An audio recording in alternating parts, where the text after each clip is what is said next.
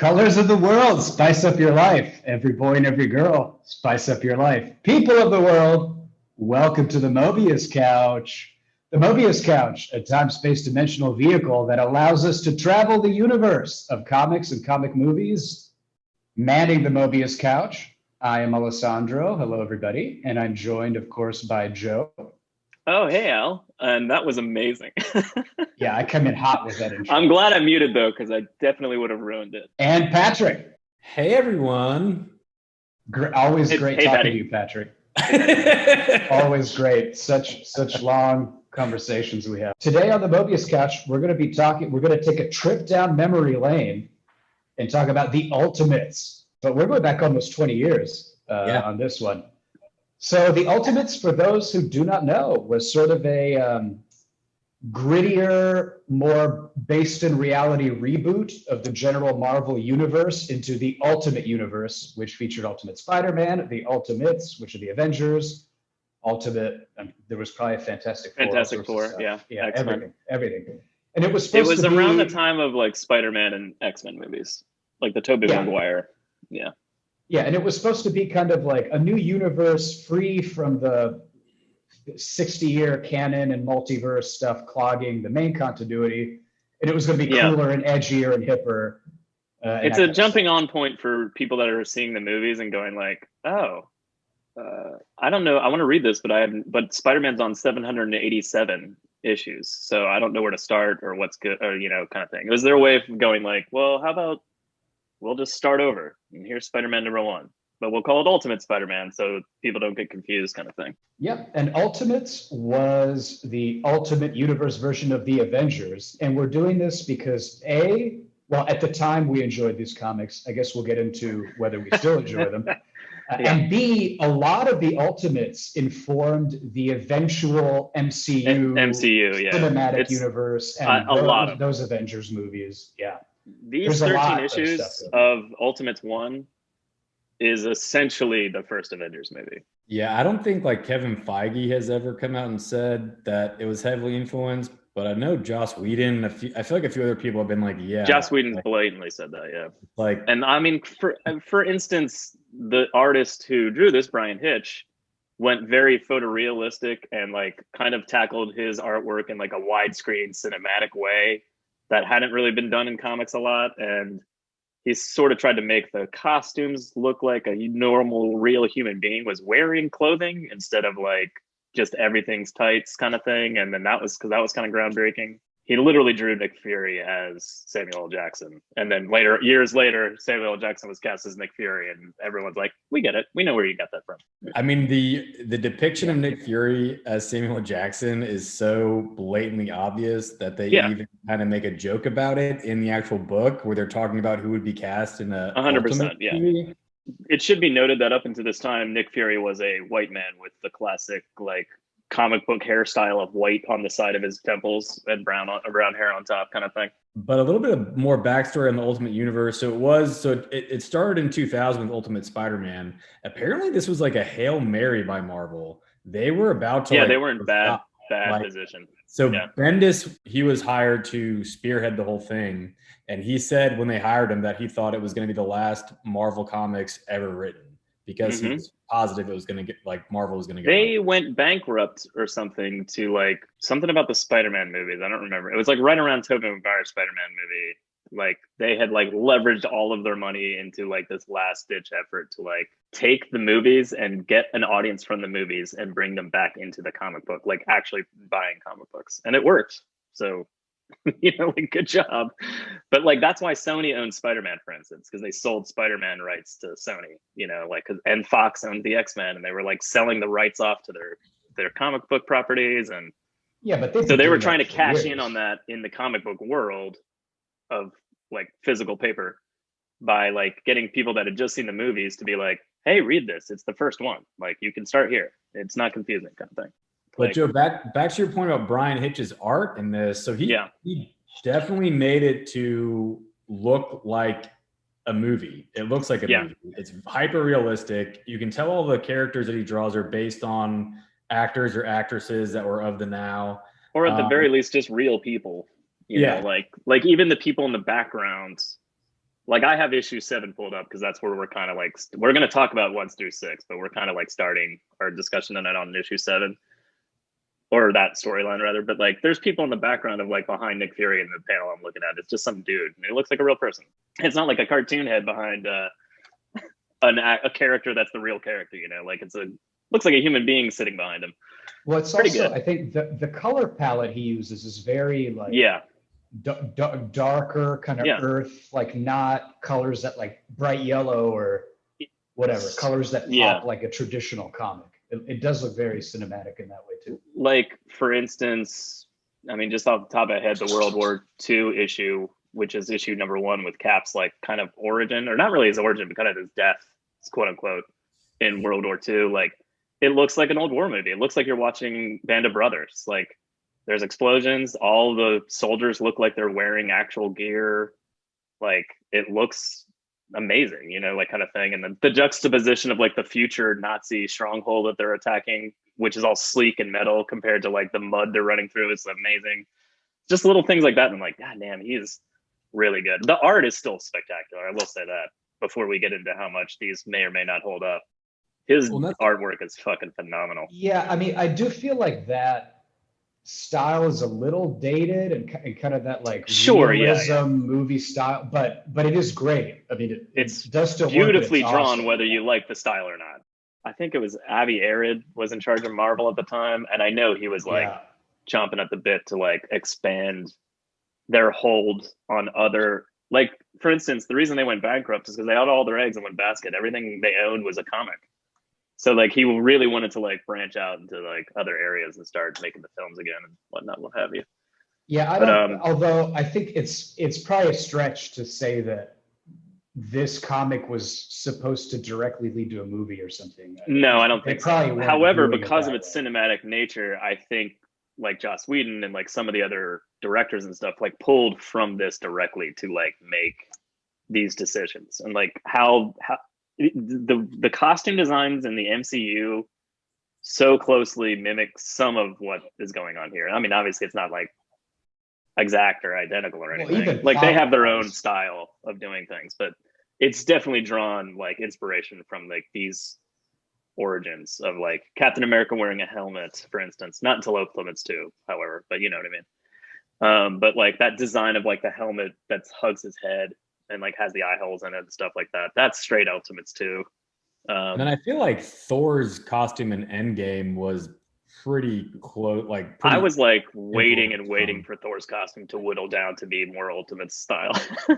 Like the closer it got to Ultimates in the movies, I was like, finally, just the vest and the glowing orbs. Like that's all I want. But yeah, he's gotten closer at times. I think which one was it? Infinity War? Maybe a little Thor 3 too at the end. The very end of Thor 3, I think. Well, I think it was the last Endgame was the one where, like, when he resummoned. Well, he had like black. Or whatever. Still, he still had like black metal though on his like. That was Fat Thor. True. No, you're thinking Infinity War for sure. No, I'm thinking Fat Thor. No, it was Fat Thor. He had glowing stuff. Yeah, he still has like the longer sleeves, but his chest plate is very, very similar to what Thor looks like in the right. In the very end of Thor 3, when like Thanos comes and like smashes the ship, he's wearing like a black vest with just black discs. Oh yeah. And then like if he had used his powers, they would have been glowing, you know, like kind of thing. And I was just like, oh yes, no cape, no sleeves. But whatever. That's just my obsession with loving how Hitch drew Thor in this comic, because it's fucking amazing. And I love like just the glowing discs and the lightning everywhere. And he's like smashing his giant hammer, and Mjolnir's like gigantic and has an axe on the end of it. And it's like, you know, that eventually becomes Stormbreaker, very Infinity War again. Well, even the way he draws the lightning, there's like an effect he does to it that's definitely lightning, but it also kind of looks like magic. Like it looks like magic lightning. It's like way too dense, and there's way too many strands of it, and it goes to an exact point. In the Hulk fight in issue 5, when he shows up and the lightning bolt comes down and hits Hulk away from Captain America and the Wasp, you're like, holy shit, that was amazing. But then he floats down and his hammer is kind of sparkling in a very magical way. It doesn't look like it's just lightning flowing around it. Like there's more going on there in the effects. But is it magic, or is he clinically insane? they handled that entire. They did handle that very perfectly. Well. I give that Mark Millar all the credit in the world for that, because he tight-roped that line for the longest time, and then when you doubt that in Ultimates 2, you really doubt it. Yeah, so they pitched, like Alessandro said, the Ultimate Universe is a reboot, fresh start for the Marvel Universe. So in this universe, you're introduced to Thor, and what you know about him is that he was working as a nurse, had a nervous breakdown, and now he's Thor, God of Thunder. But then they bring in the fact that the hammer and the armor he uses was stolen from the like Norwegian super soldier program, and they do a really good job. It's like, is he actually Thor, or is he just a lunatic that got his hands on like really high-tech weaponry? Something that they were not afraid to do is tell you exactly what year it was in the Ultimate Universe. So it shows Tony, it says Mount Everest 2002, which most comics don't do that because it makes it hard to reread them in the future because, but the Ultimate Universe was so, they really latched on to writing comics that were dealing with the same issues as were going on, like terror in the world. Big thing. Well, we can also go into it later, but I mean, there's so many shoehorned topical references of like, there's a lot of shoehorned topical references, but there's also like celebrity like people in the book, and you're just like, why them? That's random. And then, but also, for instance, George W. Bush is the president. Like, it's very like on the like, it's blatantly him. They literally say George Jr. Like, they're not saying like it's William blah blah blah, and he looks a lot like George W. Bush. Like they blatantly just say it's George W. Bush, which is it's weird because rereading it, because it is so specific to the time, it almost feels less dated because it's like a period piece. Yes, right? That's kind of what I was saying before we really started recording, but I was sort of saying the same thing. But like, it doesn't feel as horribly dated because they're going out of their way to date themselves in the moment. So like, you don't read it and go like, what the fuck were they thinking putting that in? You just go like, oh, well, it was 2002. That's what was happening. Like, right. This is exactly like 2002. Yeah, that makes sense. George W. is the president. I get it. Freddie Prinze Jr. Any other thoughts on issue 1 before we jump to 2? No, let's go to 2. 1 is just... All right, let's tear through these. So the kind of conceit behind this realistic version of the Avengers, I thought was interesting the way they took it, because it's basically the government is investing money and making a superhero team for Nick Fury's kind of supposed eventual supervillain that might show up. So I thought it was interesting because it's kind of the same way that in this time period we were doing preemptive strikes in Iraq and Afghanistan. We're preemptively building a superhero team and investing billions of public funds into making a team that we may or may not need. I just thought it was an interesting take and they definitely play off that. Like after Avengers. Their initial, like they all come together and they're a team, like they have like a period of time in the comic where they're literally going like, what are we supposed to do? Like kind of thing. Like, and they kind of talk about that, but like, I agree and I disagree. I think if something like the Hulk happened and he fought somebody named Spider-Man that has no connection to the US government or police force of any kind, happened in New York City, we would probably be working on something to take care of that as a, authoritative role. Yeah, but and this world does exist, like Ultimate Spider-Man and Ultimate X-Men, and I think even the Ultimate Fantastic Four, if I'm not mistaken, came before this book. So like a lot of the stuff that happened in those books like happened in this universe. So like the Ultimates being invented for no reason sort of like works, and it's true, but like at the same time, like what else would you do in a world where Magneto exists? Like, of course they're going to make super soldiers, kind of thing. Like, no, all that's fair, but I just mean in contrast to the kind of standard story of like they organically come together to defeat Dr. Doom, and after that decide we shall be the Avengers. Doesn't happen here. It's more, we're putting these people together and let's fight something. I would say that's like the big difference between Ultimate Avengers and the classic Avengers is that they work for the government. They work for SHIELD, and they have to do what SHIELD says. They're not really heroes. They're government employees that were Well, Captain America is a soldier, so it's not that weird. But the other ones, that is weird. And then also Thor goes out of his way multiple times to be like, I am not your fucking employee. Like, stop telling me what to do, kind of thing. And I'm like, okay, well he's like, I'm here because I need to be here and I need to help. Like, He might be the only one that's a real hero. he's there because the U.S. government donated to Greenpeace or the WWF or whatever he wanted. So he used his powers to get something to help people. Oh, horrible. Anyway, the point is, I just mean he wasn't there to help them fight evil. He was just there because they gave money to save the world. I don't think that's necessarily true. He comes later to help them. Once he's met them and he knows them. He's an insane man. After Ultimates 2, I'm still not sure that he isn't just an insane man. But we can talk about You're that right, later. he is. No, he helps out with the alien invasion, but he was more than happy to let the Hulk murder 800 people before he intervened. He waited until they got that payment, and then he showed up. They have Captain America. Yeah, these versions of the Avengers are definitely more realistic, because even Captain America, he's a soldier in mainstream Marvel, but he still has a little bit, even the MCU Captain America, if he disagrees with an order, he's kind of going to disagree with you and not do what you want him to do. But MCU Captain America, in the comics, this happened as well. Like, eventually they folded the Ultimate Universe back into the normal universe. The regular Iron Man and Captain America became cool again because they were sort of modeling them off of these characters, but it was still the old Captain America. So that melding of these two, like the superhero-y kind and then the super gritty, realistic kind, the melding of those two things is basically MCU Captain America. It's influenced by this book, but it's definitely not influenced by the way they are as characters. Because you're right, MCU Cap is a good person. You know, he's just different from this Captain America by a lot of ways. We talked about this kind of before the podcast, but let's just jump in on this now because we're kind of in the topic. Relating this to Zack Snyder's Snyder League, Justice League, Snyder Cut of Justice League.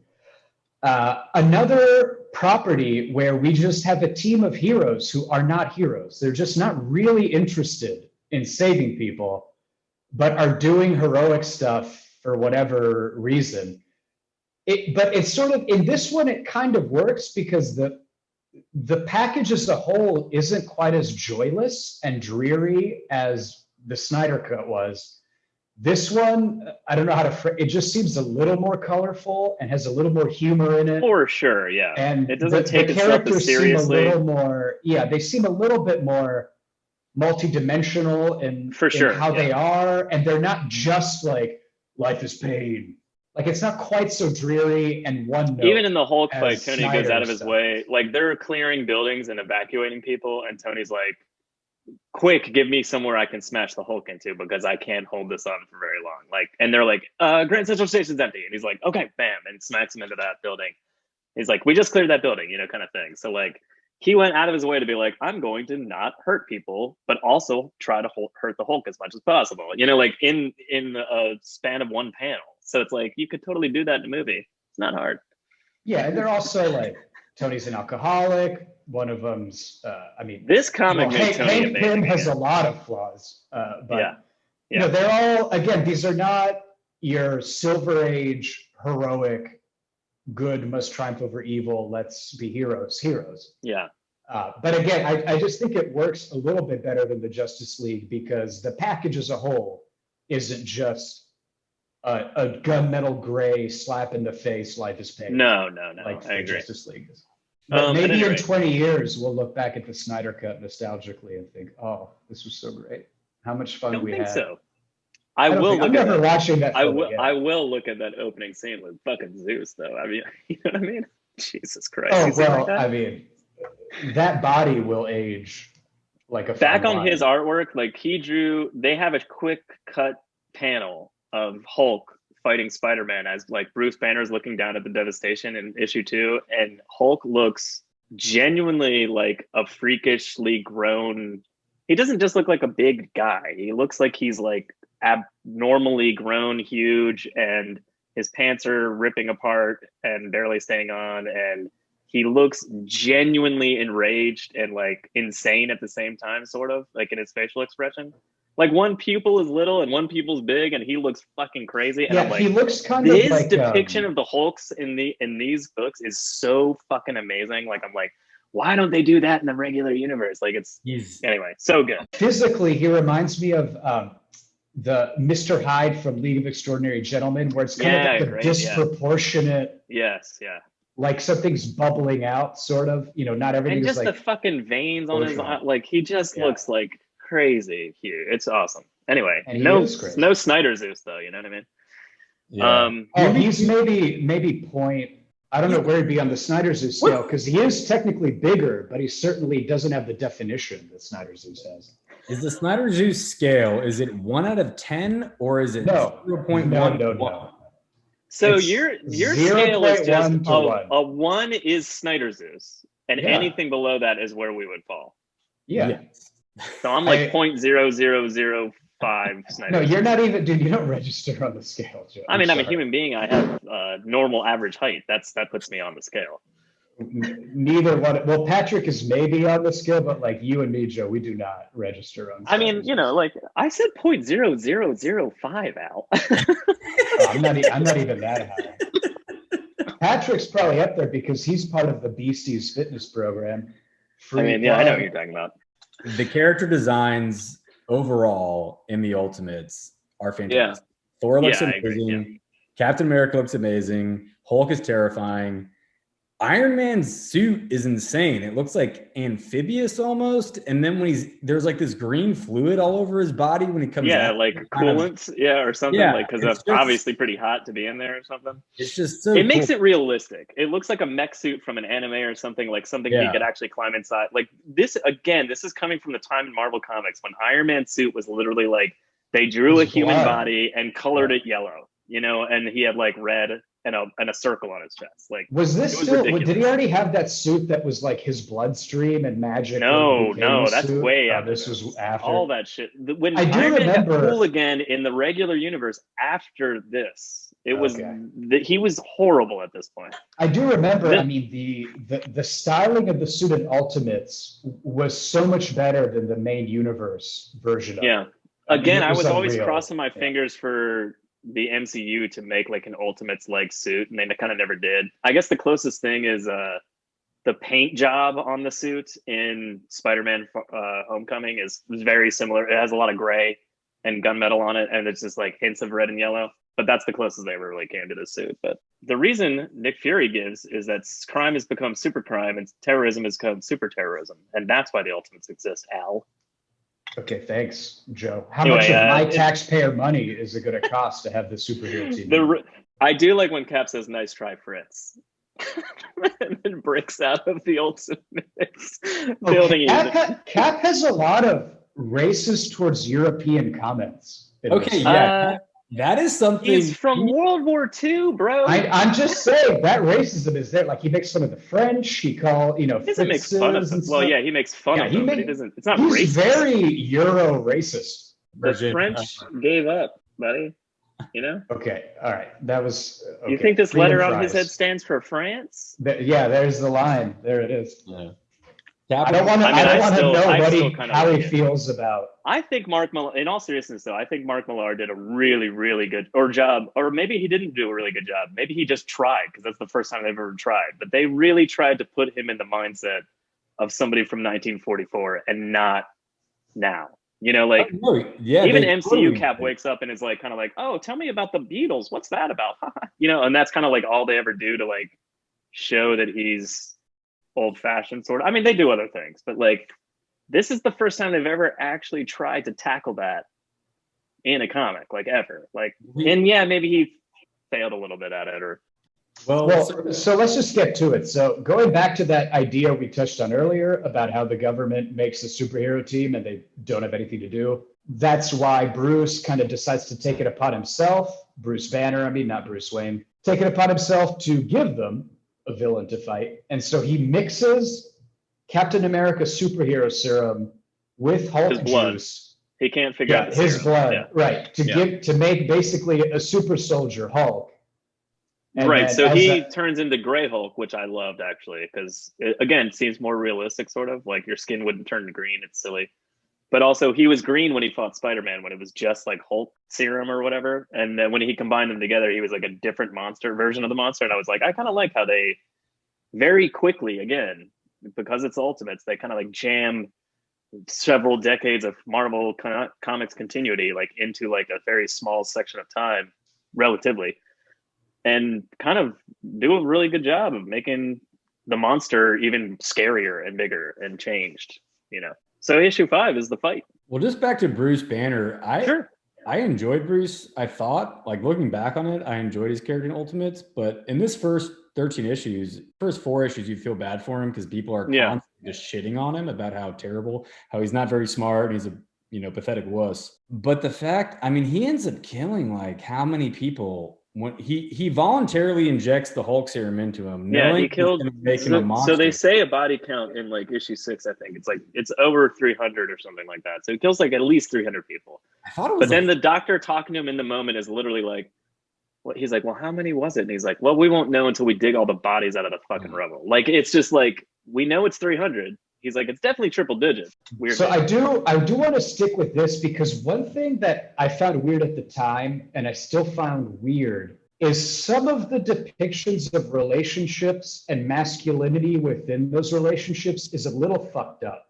So for example, the first 6 issues is a meek loser Bruce Banner, and Betty just is like, "You're shit. Why did we ever date? You're a loser. You're worth nothing." Yeah. The minute he turns into a physically imposing monster who can destroy and overpower other men, after that, Betty is all of a sudden like, "Oh, maybe I'm not." Maybe I'm a little on that note, that's why I said Betty says "fuck you," because they're in an elevator. They're like talking. Betty and Bruce Banner are talking, and she's basically like, "God damn it, Bruce, you're the fucking worst," or something like that. And I was like, "Jesus Christ, you're like."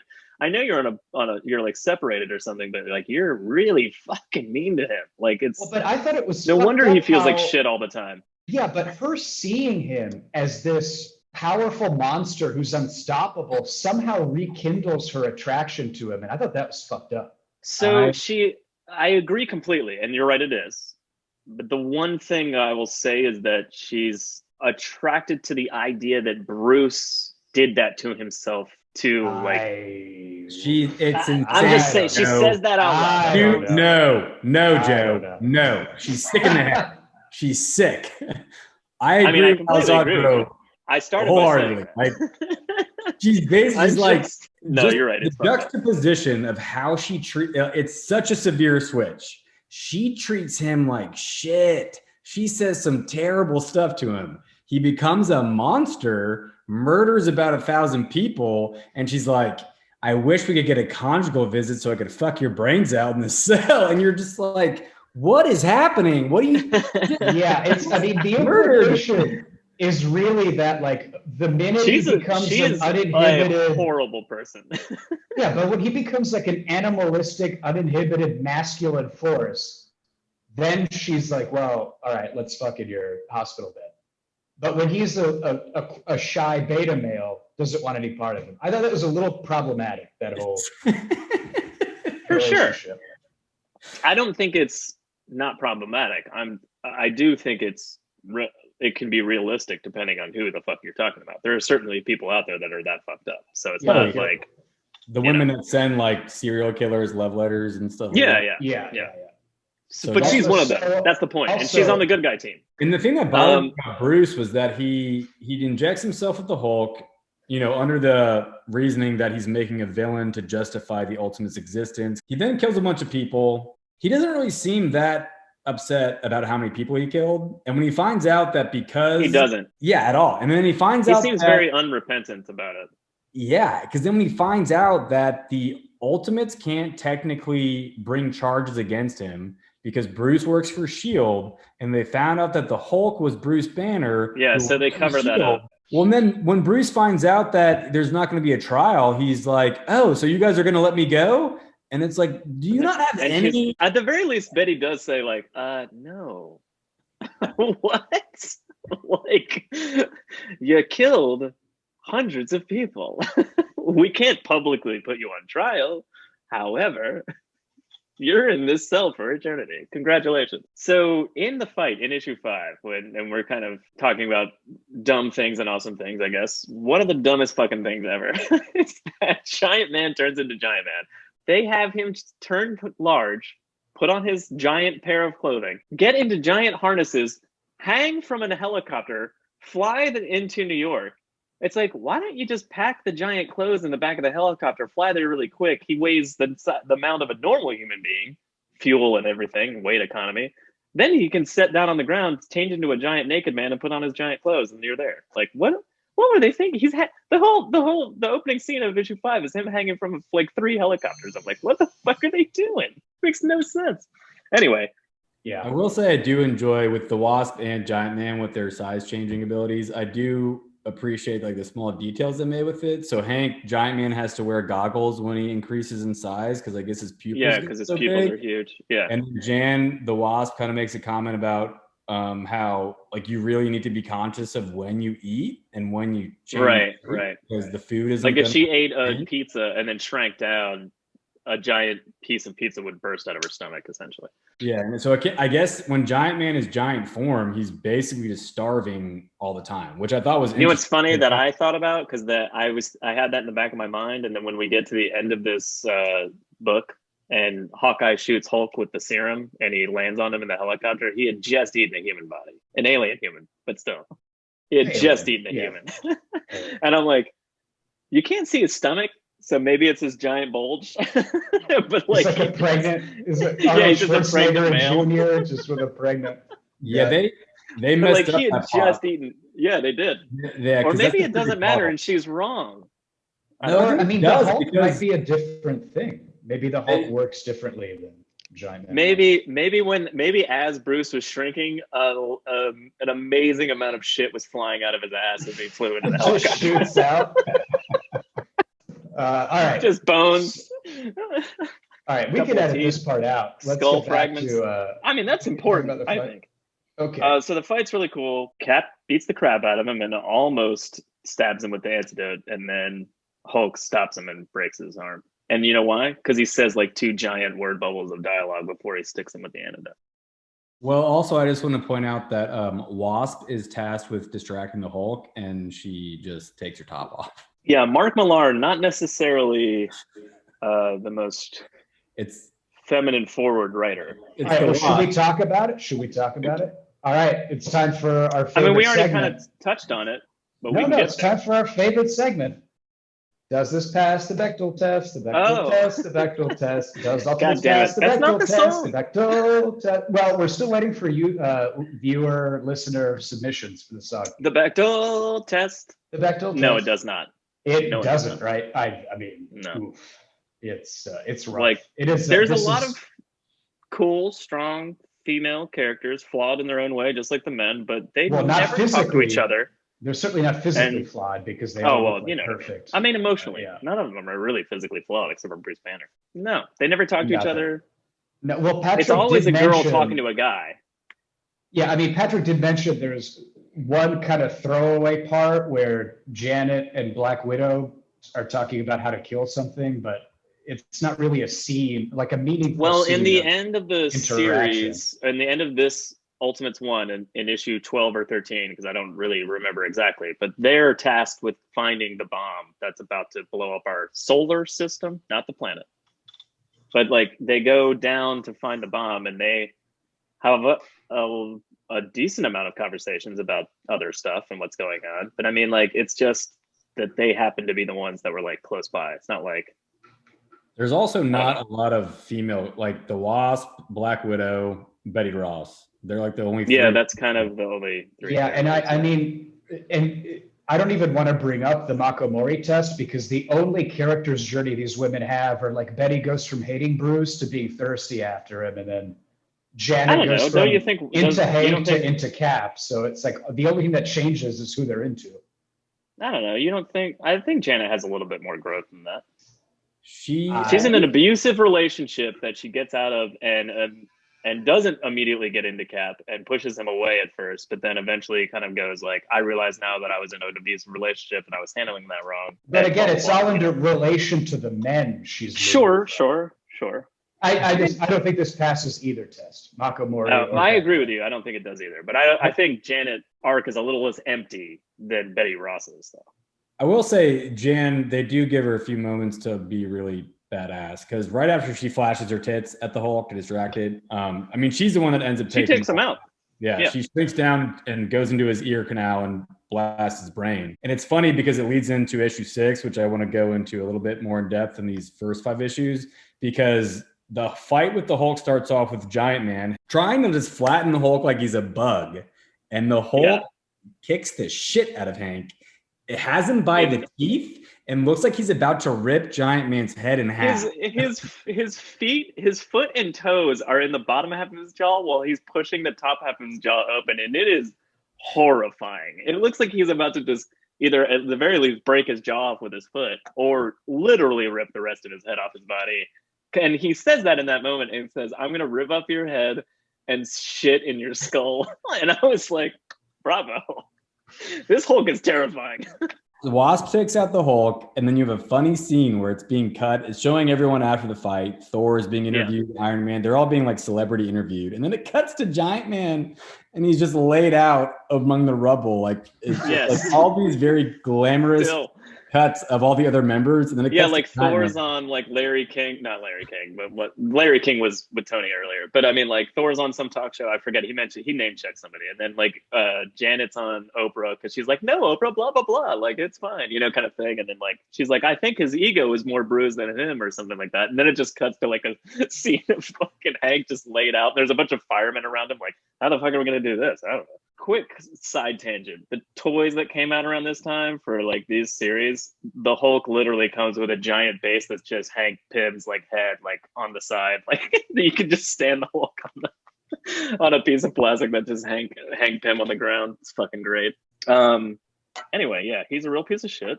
And so this issue 6 is entitled Hank versus the Wasp, or Giant Man versus the Wasp. And this issue has one of the most, like, when I read the end of this issue, I was traumatized by what happens. And when we were reading this, I mean, we were, I guess, in high school, maybe college already, but I remember really being disturbed by this issue because, again, most comics are heroes being heroes and let's fight evil. And I get that this was kind of a more gritty take, but so far it was still, fighting monsters and stuff like that. Yeah. So the direction this issue took really was shocking. Like, it really disturbed me.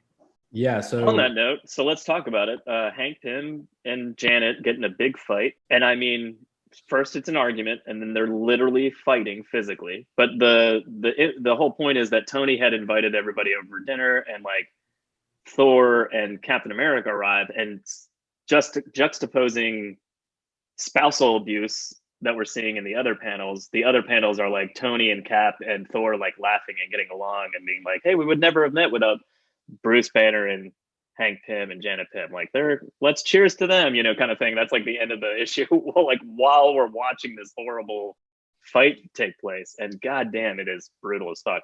Yeah, it's Janet wants to go to the dinner and she's all dressed up. Hank, his ego is like shattered because he got his ass kicked and he's a national embarrassment. He's the only member of the Ultimates that looks like shit. He's obviously jealous of Janet, who took down the Hulk. So he just gets really nasty with her, basically tells her she's a slut, she's dressing like a slut, all this stuff. So she snaps back at him, which leads him to just slapping the shit out of her. He literally just like, not even backhands, not that that's better, but like he just straight up smashes her in the face. It was hard. This is really, it's hard to talk about. When we were 19 or 20 or whatever, like, this is really adult shit to be reading in a comic. I mean, horrifying. It escalates. So he open hand basically punches her in the jaw, which I feel like would have just shattered her jaw. She does fight back. She elbows him, hits him with a radio.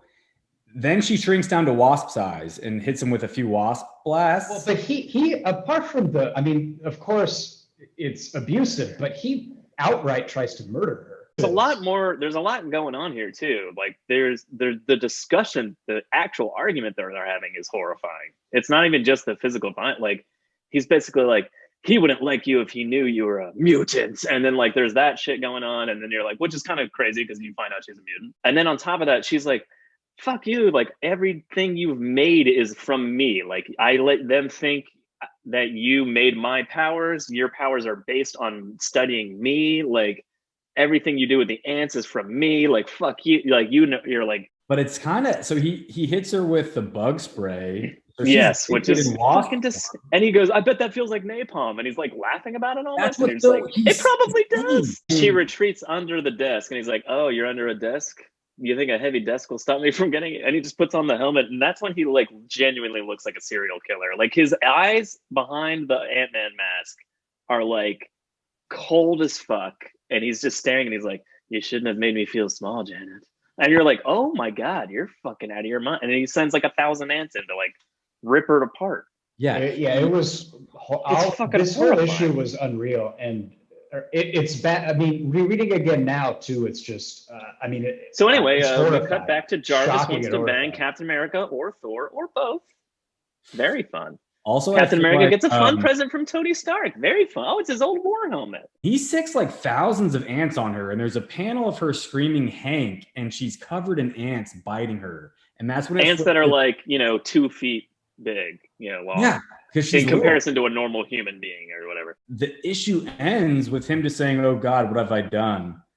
And then, like Joe said, these issues didn't come out like regularly. I think we had to wait. We had to wait a couple months. Yeah. It took months between. Most Ultimates, like it was sometimes it'd be like a month and a half, and you're like, oh sweet, new Ultimates. But like sometimes there'd be like 2. Like I remember between 12 and 13 of Ultimates Volume 1, it was like at least 3 months. Like we had to like really wait for the end, like finale kind of thing. Yeah, but this issue was just, I mean, really hard to read and really jarring at the time. Even now, I can't think of any like modern day comics I've read that are more jarring than that scene. The fight does escalate quickly, and you come to find out later in the next issue or two, like that they've been having problems for a long time, and like some of their friends are sort of aware of it. One being Betty Ross, who again, horrible person. Like, don't give advice to your friend to get out of a horrible relationship where you're being beaten every once in a while. Like, well, it's the classic. They kind of play it off, not play it off, but they do mention it's like kind of that classic story of like a wife being beaten and that she just doesn't leave the guy for some reason, and you're like, what the fuck are you doing? Leave that person. He's horrible. I don't want to say like. It's not that easy to. Of course, Janet should leave him, but I mean, there is victim psychology. There's sometimes always people do get circumstances. trapped in these, right? Of course, yes. So without saying like, oh well, Janet, the point is, she's I'm not blaming this on Janet. Is what I'm saying. I'm saying her friends are aware of it and not helping and not doing anything about it. Well, I don't. I mean, maybe Betty has tried to help, but it's just but she's a horrible person, so I don't think so. Betty tells Cap and Tony about all this terrible shit Hank has done to Janet over the years. He's broken the roof of her mouth. Of her mouth, yeah. Like all this stuff. And then Tony's like split the bottom of her skull. Yeah. Tony goes, Betty, what the fuck? Why didn't you tell us about this? And she just goes, to tell you the truth, I just did my best to put the whole thing out of my head. Horrible friend. But also like girl. So kind of an important note on that, by the way, though, is that you can visibly see Cap like shutting down as they're talking about this next now. Like you can see him kind of like, he gets quiet. He's just sitting, like looking at they're in a diner. He's just like looking at his plate. Like he's very quiet through the whole conversation. And you're just kind of like, God damn, this is fucked up. But like, and granted, this comes out later, but like, man, you can, the visual hints that he's about to do what he's about to do is here already. Real quick though, in this issue, they do cut to Nick Fury talking to Black Widow for the first time ever. And Nick's like, yeah, the public team, and mentioning them as the secret team, which we have not seen at all, which is kind of like a really cool like way of like bringing in all these other characters, because they're like, oh yeah, we have this celebrity side of the team of the Ultimates, but we also have like the ones that actually get work done and do all this other crazy shit. And that's like Hawkeye and Black Widow, and we come to find out Scarlet Witch and Quicksilver. Really cool how it just like cuts to them real quick, and she's like, "What the fuck's going on?" Blah blah blah. I thought we were gonna have help, and they, blah blah blah, and they just move on, and then it's back to Thor talking to Nick Fury, and you're like, what the fuck was this with Black Widow? What's going on here? It's pretty cool how they just seed that story arc. All right, so let's move this along. So the second half of Ultimates is about this Chitauri. So the Chitauri are just Skrulls, right? But for whatever reason, they rebranded as Chitauri. They're shape-shifting aliens. So they literally, and I had forgotten about this when you texted about it, but they literally mentioned that. So they say like, we're called the Chitauri, but we've also been called this and Skrulls. Like they literally mentioned that they are Skrulls. Like, I think it just lends again to the fact that the MCU borrowed a lot from the Ultimates because they wanted this alien race and they just pulled that name from the Ultimates. But in the Ultimates, Chitauri are the Skrulls. MCU introduced this new version of the Chitauri, which I think now has become a part of the main Marvel universe in the comics. But I think that version of Chitauri was first introduced in the MCU. Okay. But so in Ultimates, the Chitauri are shape-shifting Skrull-like aliens, and they want to take over the Earth.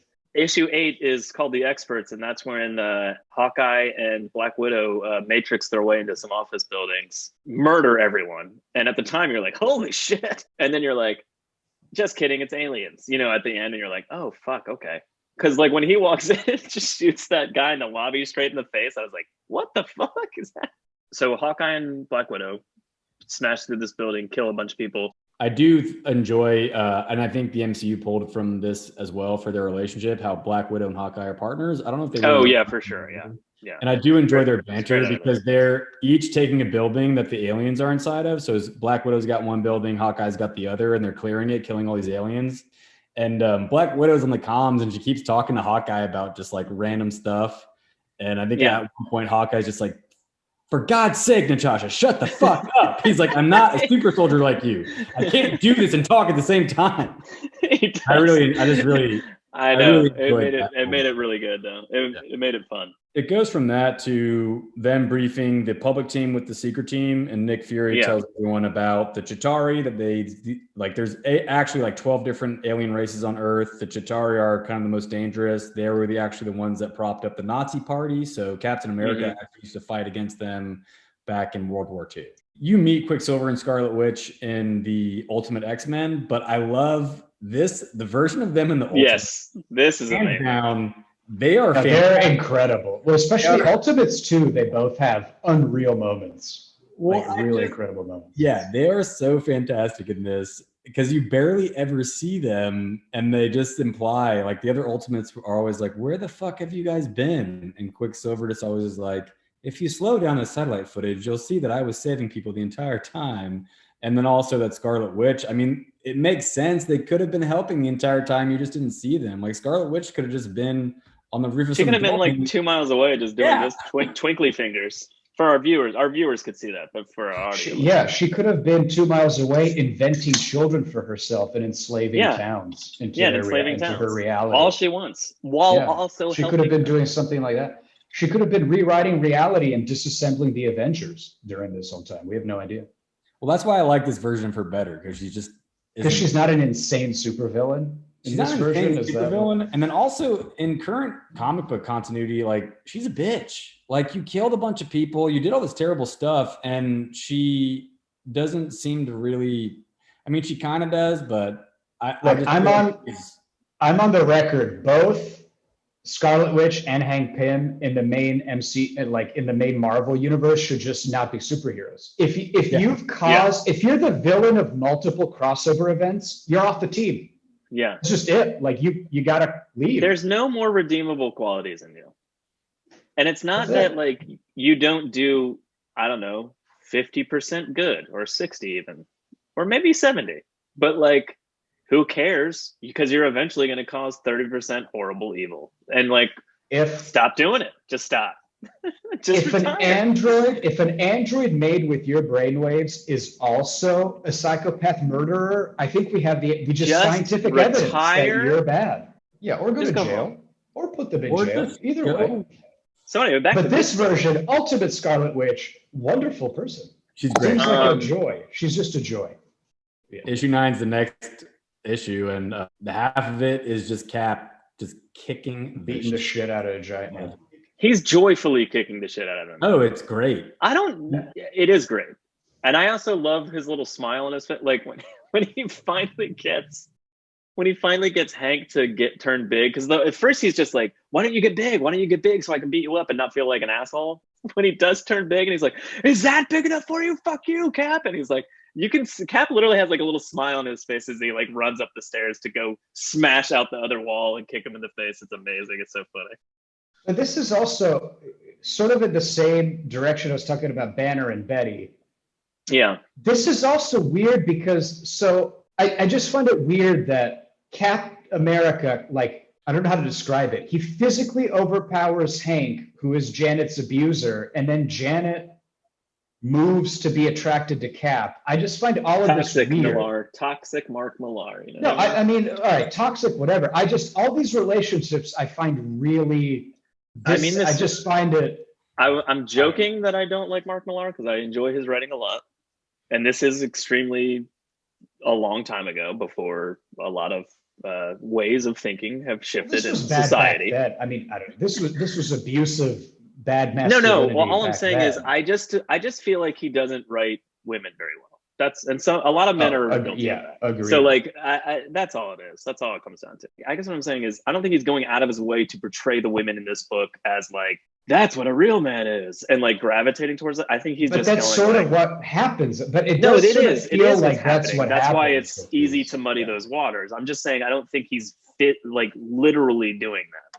I think he's just going like, oh, natural. Let's put them together. They're two characters on the team. Like, that's it. I get why it's problematic, but at the same time, they do establish that Giant Man was probably Janet's like first relationship. It kind of sounds like first serious one. Maybe they've been together since college. Yeah, since college. Yeah, and he's been beating the crap out of her for that entire time. And then she's also mutant. She does say in the end of this issues that she's 26, which I was like, 26. I wrote that in my note. I said the Wasp is like 26. Yeah, that's really. I mean, at least that's really 32. I would buy. But you have to take. I don't think they ever do enough with her character development to make it make sense. Where there's like a light at the end of the tunnel, and I wish that there was just more. If there was a story arc for her where she gets to the point where she's because even after she breaks up with Cap, and spoilers for Ultimates 2, but she gets back with Hank, and it's like, what is happening? The end of this issue kind of pertains to what we already talked about, and Betty wants to fuck Banner in his jail cell. And then they're basically getting ready. So through some psychics, which we've just learned about, again, kind of similar to like the fact that we just found out that Hawkeye and Widow are like working for the Ultimates. There's a side division, and they, between the computers that were recovered from Black Widow's building and the dead bodies and brain tissue, like the psychics were able to go like, this is where the Chitauri are, let's go. So they're like launching a mission, basically. Spoiler, it's a trap. It's a trap. It is. Issue 10 is kind of a trap. Yeah, but there's also this cool World War II flashback. So it kind of circles back all the way to issue 1 where Cap is in World War II. And it kind of introduces the villain, the Kaiser, that he had been fighting secretly all through the World War II. And he couldn't tell anybody about it, like not even Bucky, I guess. Was it? But it was pretty cool seeing. Kreiner? What was his name? Kleiser. Yeah, that scene on the train is great. It opens up with Cap attacking the train. That's Air Kleiser, who's the aliens on it. And the Kleiser thinks Cap's mission is to hijack the train, and he's like, "You're too late. There's no way you can hijack this train." And then Cap's just like, "That's fine. We're actually just blowing it up." And then he's dips off. I love how he's hiding. He's hanging off the side of the train. It looks like he's in a really horrible position. His whole team has been has been murdered, and Kleiser's just like, fuck you, it looks like you suck. And he's like, thanks for making the trains run on time, bitch. Just let's go. There's also, I mean, a lot of these flashbacks are really borrowed in the first Avengers Captain America movie. I think there's a train scene in that one too. And where Bucky gets similar aesthetics and all that. Yeah, so kind of, this shows up in the MCU as well. We see our first helicarrier. That's pretty cool. And then we find out it's a fleet of helicarriers as Nick Fury and Cap have a conversation on the deck. Cap's like, uh-huh. And he's like, where's your head at, man? And he's like, you got to remember, it was 1945 for me like 3 weeks ago, kind of thing. And I was like, that's kind of, I like that they keep like reinserting that. Again, like I know it's his dialogue's a little silly and he says purposefully dumb things like to like really hone in on that. But like, I really do enjoy like cutting from a flashback of Captain America and then having him go like, dude, you like guy standing next to me, you have to remember, like I literally just woke up and it was 50, 60 years ago, like kind of thing. It's pretty cool. I wonder how Cap feels about the war on drugs and police overreach. I think he's down with it. Probably not that bad about it. So the Chitauri / Skrulls tricked most of the Ultimates into going to this island because the Chitauri had actually infiltrated S.H.I.E.L.D.'s psychic division and gave them bad intel. Yeah. Leaving That's the why Wasp, I brought that up earlier. Yes. leaving the Wasp by herself in the Triskelon, which has now been overrun by the aliens, and she's figures out that it's the Chitauri, and she kind of gives them a run for their money. She turns into a Wasp and kind of kicks the shit at a few of them, gets a few of them killed. So she's kind of on the loose in Triskelon. Dude, that panel of that woman going to shoot her in the back of the head, and then she shrinks really quickly, and it's a bullet going through her sleeve and hitting the Chitauri in front of them. I was like, that was fucking awesome. Really cool. She does some cool shit there. But on the note of them taking over the whole building, they didn't really do that, and I love that actually, because like they go out of their way to be like, we only had to take over a few key positions, and the best thing about a spy organization is that no one really knows where the orders are coming from. And it's like him telling his whole plan to the Wasp. Yeah, we only had to do a few things. Fucked your people over. They're now dead. And also, guess what? We now control S.H.I.E.L.D. And then she says, will you just, because they blow up the rest of the Ultimates with 20,000 S.H.I.E.L.D. troops. They blow them up on this island because it was a trap. And she goes, well, what about those 20,000 soldiers you just killed? I'm sure people are going to have questions about that. And he goes, actually, they all had to sign non-disclosure agreements to work for S.H.I.E.L.D. They don't even exist. So no. They don't even exist anymore. Their families will get letters that said they died in some other conflict. Yeah. I was like, Jesus Christ, that's cold as fuck. Meaning this could have literally happened and we don't know.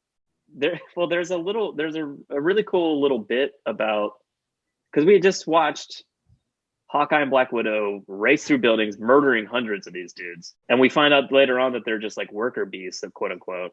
But yeah, they have the Chitauri have like a hive mind sort of, right? Don't they have some weird like central... Yeah. And Kleiser goes out of his way to kind of just be like, oh, well, you think a bullet to my head is going to kill me? Like I'm one of like the stronger one. Like I'm like a lieutenant, so to speak. Like these are just assholes. Why not make everybody strong? I think it's just that he's been around a while. Like he knows that he's just power. Like he can literally shapeshift his brain out of the way while his skull breaks apart. Kind of thing. Why not just do that for everybody? You're a giant space civilization. Why have weak people? Why not just make everybody strong? I just said time. The hierarchy is necessary. Why do you need time to be stronger? Why can't you just engineer them to all be strong? I don't know. Do you think Thor is Disney by? Disney by. This version of Thor, in this, probably, yes, yeah, he's Disney by a little bit, right? Oh yeah. Mm-hmm. So Kleiser takes Wasp to the Arizona desert, where they have like a huge base stronghold kind of thing going on, and I guess he's getting ready to like ramp up his part of the plan, which is like to, now that the Ultimates are out of the way and that he basically runs S.H.I.E.L.D., he's like, no, we can enact all these plans and all this shit's gonna happen. But while they're doing that, a giant Chitauri fleet just kind of like doesn't land, but is floating in the sky above the Arizona desert and in Arizona. And all the humans are like, what the fuck, aliens? And he's like, what the fuck are you doing here? You ruined I just got here. I just did it. I finally did it. And you just fucked it up. This part, but we find out that, I always thought was weird. I think it was like a little too complex than it needed to be. Yeah, a little bit. I thought it was kind of weird. So on one hand, I appreciate that Mark Millar went out of his way to be like, oh, the Chitauri aren't just on Earth. They do this all over the galaxy and the universe. Like they're all over the place. But it is weirdly convenient that you're now then collapsing that down and going like, we've been beaten back all over the universe and suddenly this doesn't matter anymore. Blow it up. Like kind of thing. And you're just like, why expand it that much just to shrink it back down? But at the same time, I go, all right, well, it's kind of cool that you at least mentioned that Earth isn't just happenstance to be the place that they're so concerned about, kind of. Yeah, thing. but like, I also it does make more sense that there are other places. If the goal was to just have the Armada come anyway, like why not just have them come to conquer? It just seemed that's like the point. It wasn't. Yeah, but I mean, it just seemed like an unneeded layer of plot. Magic. So he goes out of his way to say like they're not here to destroy the human race. They're there to like eradicate free will, because the way they look at it is like free will is a cancer on the universe and it's like this well-worked machine. And if it's a hive mind, it works within that machine of the universe. And like, yeah, but then the human beings are Well, yeah, but the point of the ship showing up is that like it's not part of the plan, and they've been beaten back all over the place, and like they're just like, your plan doesn't matter. Get the fuck out of here. We're blowing this up. Like, and that's kind of the point of the ship showing But up. that's They're what not I mean. like It that's just not the seems goal. needlessly, like it seems like he added 2 more needless steps to Agreed, have an agreed. alien armada show up. That's Agreed. It was weird that you're like bring in, they're from different dimensions. They're like the peacekeepers of order throughout reptilians. Yeah, it was like, who is this person that's giving orders to the other main alien? And now it just was very coincidental that right when the Ultimates showed up is when they needed to blow up all the planets that they're currently. So although that is needless and it is agreeable that it's kind of overly complicated. It was just a weird way. It's fucking amazing. One of the Chitauri is like, hey, there's a weird anomaly in Micronesia kind of thing. And he's like, what do you mean? And he's like, well, does Iron Man have like a force field? And then suddenly like lightning just like rips everything apart and the Ultimates are there. I do like that Captain America jumping into a jet and then flying it into a geyser is like probably one of the most awesome things he's ever done. So the way they do Hulk in this fight, they use in the Edward Norton movies, sort of, where they like shove him out of a helicopter and talk shit to him. So straight out of this. Yeah, straight out of the Ultimates. Well, it's funny because they're beating the shit out of him first, and it's not working. They're like, "What do we do?" And Nick Fury gives them the authorization to throw him out of the plane, and then actually, it's Cap, which I love because it's Cap going, Cap? Like, "I'll take responsibility for this." Oh, and Nick yeah. Fury's like, "What are you doing?" And he's like, "Don't worry about it." Basically, going like, "If this man is murdered, it's on me." You're just like, "That's hell of a fucking gamble." This fight's pretty brutal. But it's pretty awesome too. Like we don't need to break down fight scenes, but again, really good fight scene between Kleiser and Captain America here. There's a lot of dialogue going back and forth, but I think it's just about like flash to Thor and Iron Man fighting these ships. Yeah, we get a tiny bit of Wasp and Black Widow looking for the bomb, but we also get this is the bit where Alessandro mentioned earlier of like drop altitude, Tony, and he's like, what? He's like, I don't know, 1.5 seconds later, just lightning rips through fucking everything in the sky. And there's a double page spread. And again, Bryan Hitch with the cinematic giant pages of like intricate detail of shit happening. Like, motherfucker, there's not a superhero on this page. And it's just beautifully drawn. Spaceships just ripping apart with lightning everywhere. And you're like, God damn it, man. It is too bad that that's not a 3-page spread. It's a little. I mean, it could have been. For those not in the know, the better name for this podcast was 3-page spread because it has 3 hosts. Al, they don't have the technology for 3-page spreads. It doesn't. I was overruled. I was overruled by smaller minds. So Thor is funny to me in this because he's all about saving people in the beginning and peace and love. He's kind of got a hippie vibe to him. And then we flash to Hawkeye. His entire team gets killed by debris falling from the sky. And Hawkeye falls out of the trucks and he's like, Tony, what the fuck are you doing up there? And it cuts to Tony, a close-up of Tony. Thor's in the background just like smashing shit like a legit Nintendo character. And Iron Man just says, it's not me, it's Thor. He's just swinging that crazy hammer around and hitting everything he can see. I think he's lost it, Clint. And it kind of implies that he is crazy, right? Yeah. And then he screams at Tony to lose altitude, and Tony goes, what? And then he goes, just go. And then Tony goes, okay. Dial it down. Tony Stark, by the way, again, I know like we talked about this a lot, but like these versions of these characters are like the template for the MCU, but also like restoring like the original Marvel characters of these back down to like their base, like this is what makes them cool. Let's make them cool again. Because like at the time, again, I can't stress enough, Captain America, Thor, and Iron Man were the lamest superheroes in all of comic books. Like no one read them. It was all about X-Men, Spider-Man. Like, like no one read these books, man. Like Iron Man had been canceled like 3 times. Like Captain America, I don't even know if Captain America got a book at the time. Like it's just like I don't know. Yeah, no, they were definitely like uncool. Yeah, Marvel was basically just Spider-Man, X-Men. Those were the hot titles for Marvel. Like in the 90s. And even then they were like spreading themselves too thin because they had like 1,000 X books and like it was just like knowing the context of the time period that this came out in, these versions of these characters is like mind blowing. The fact that Thor wasn't going like, thou art, blah, blah, blah. Every other sentence was like interesting and cool because it was like, oh, he's not talking like an Asgardian. That's interesting because that's annoying and it gets old fast. And they'd been doing it for 50 years, that kind of thing. Like, so Tony completely wipes out of his battery by directing this giant ship away from the city.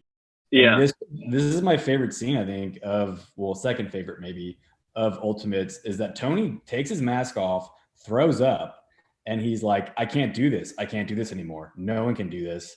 And he goes, someone says like, well, I forget what happens, but then Tony also goes, they basically say like, who's going to if you won't, right. Kind of thing.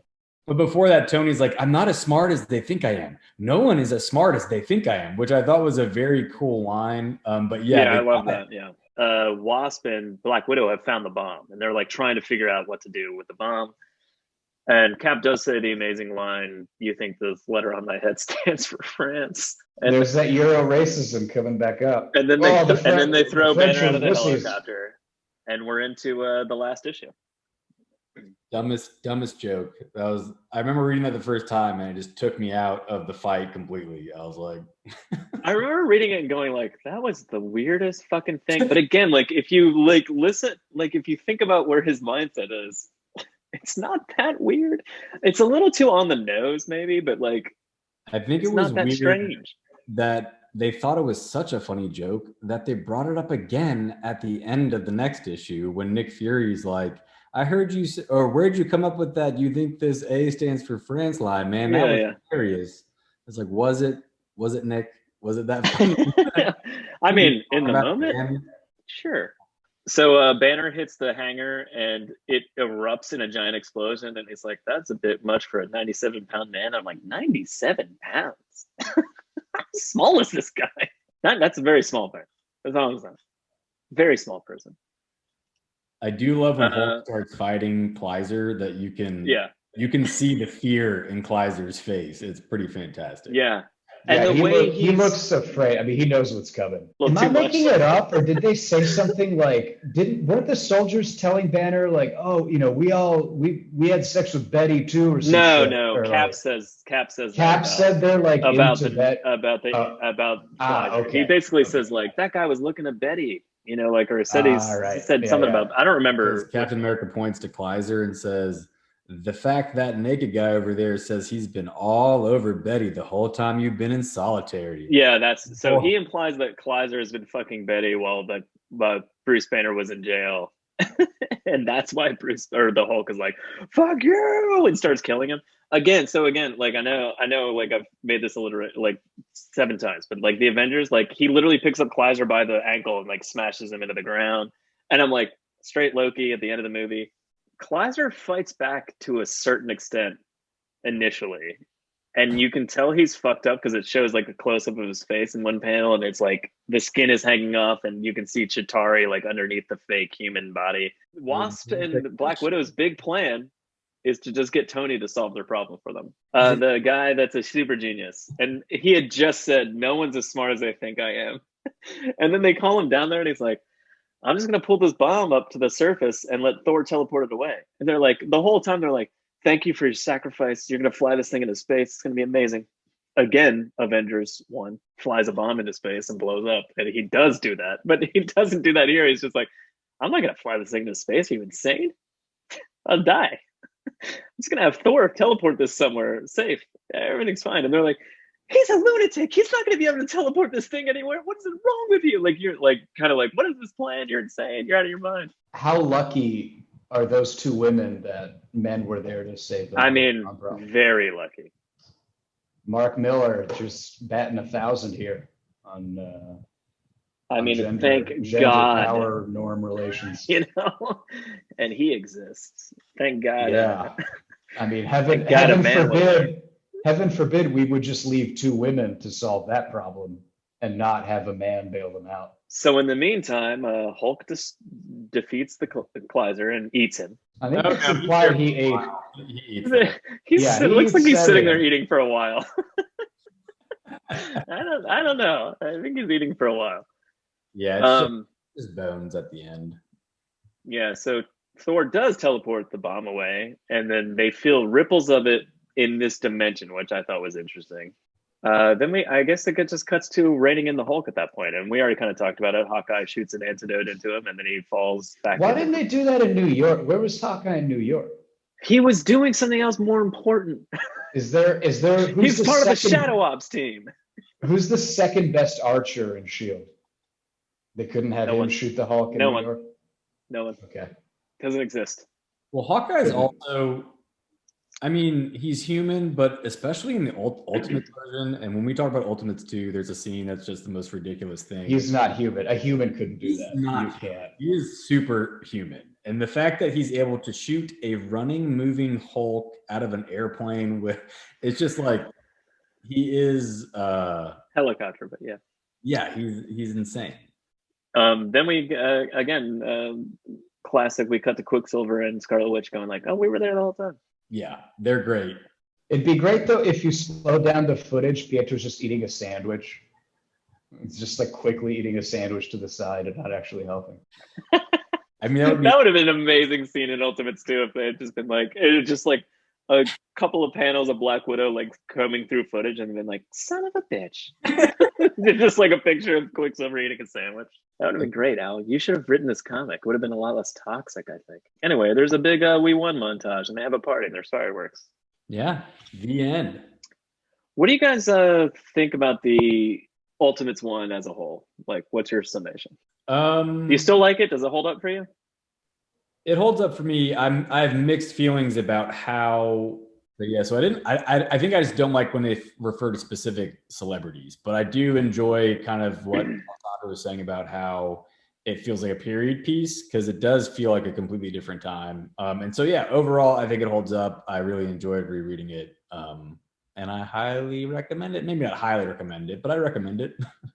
I mean, if you like the MCU, I would recommend reading it in the sense that, like, you could see the birthplace of the MCU in this in a lot of ways. And I think that if nothing else, like, that's something to draw from. Yeah. See, I'm gonna zag on this. I don't know how well it really aged. It does sort of feel like Snyder and Frank Miller-esque in this way, that it's gritty in like the way an adolescent male would think grittiness is. It's like bad words and blood and cool fights. It's like that kind of view of what a realistic gritty comic is. And I just think that take on it is just real dated right now. I think where comics are now is a way more mature, balanced place. And I don't know if I would recommend it. I agree and disagree with that. Read this before would go back and read it now. I just think nostalgia is most of the reason why I still enjoy it, and not really, okay, this is still a fun comic.